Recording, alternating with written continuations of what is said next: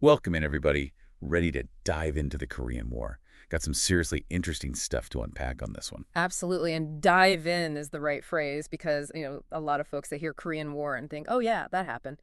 But to really grasp the world today, well, we got to go deeper. Yeah, for sure. Like, you can't talk about the Korean War without talking about the Cold War, right? It's like the elephant or maybe the bear in the room. It's the whole room, honestly. It's the US and the Soviets, each with their own ideology saying, it's my way or the highway, and guess who's stuck right there in the middle? Korea, sliced right down the middle at that with the Mm. 38th parallel.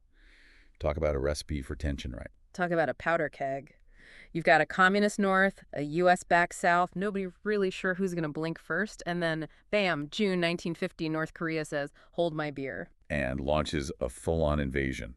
Reading these accounts, it's wild how fast they moved, how unprepared everyone was. Blitzkrieg, man, total shock and awe. And the thing that really drove it home for me, that YouTube video you sent with the maps and everything, Oh yeah, those visuals were something else. seeing that North Korean advance, how quickly they just gobbled up territory.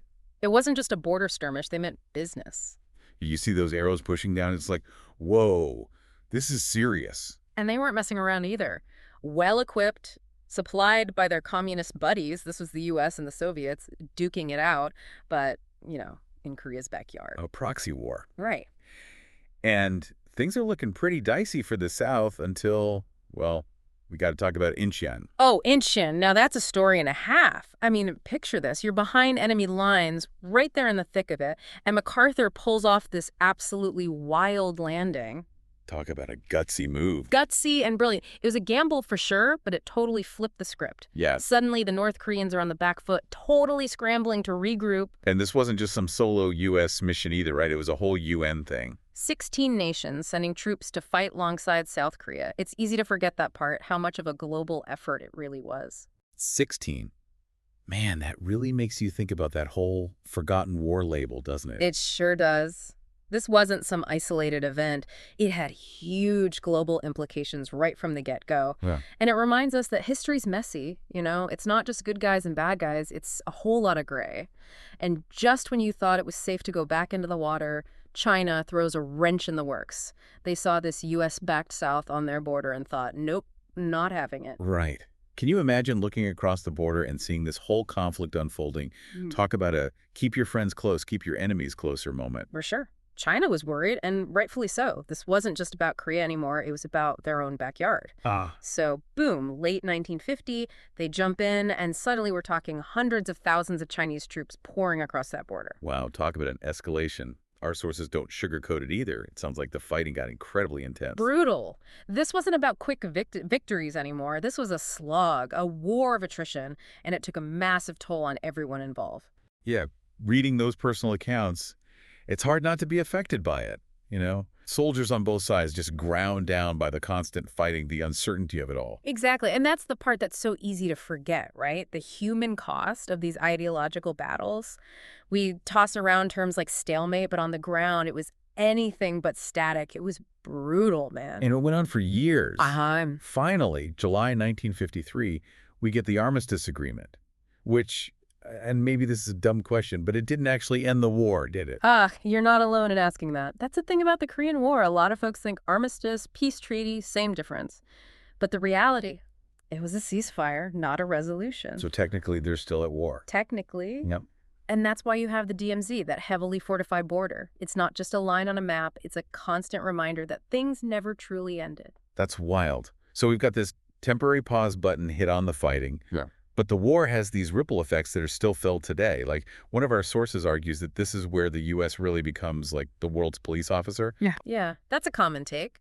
Korea was a turning point, right? It showed the U.S. was willing to put skin in the game, to fight against communism, even halfway across the world. And that sent a message for sure to everyone. Oh, yeah. You're the Soviets, you're watching this unfold, and you got to be thinking, okay, these guys are serious.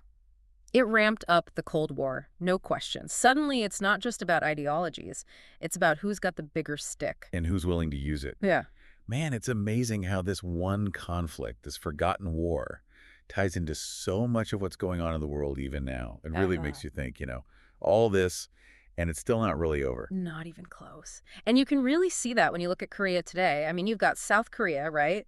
Economic powerhouse, democratic, pushing boundaries in tech and culture, the whole nine yards. I mean, K-pop alone.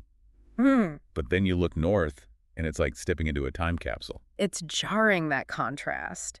Isolated, authoritarian, they've really struggled, and the world's kind of holding its breath to see what happens next. Talk about a legacy, huh? 70 years later, and that division is still so raw. It's heartbreaking, honestly. Families separated, that constant tension, all because of this war that never really ended. It makes you wonder, what if? What if things had gone differently, if there had been a real resolution? It's the million-dollar question, right? Historians are still debating that one.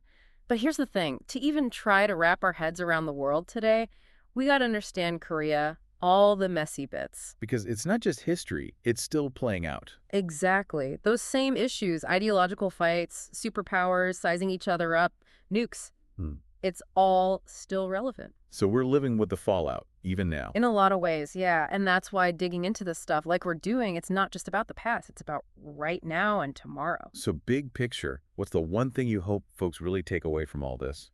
That history matters, I guess. Not just dates and names, but how those things still echo. The Korean War, it might be forgotten, but man, it's got a grip on us. Well said. It's a powerful reminder that what happens on one side of the world doesn't stay there. Not really. And to everyone listening, we hope this deep dive has given you a new perspective on this often overlooked conflict. It's a story that's far from over, a story that reminds us that the past is never truly past, and its echoes continue to shape our world today.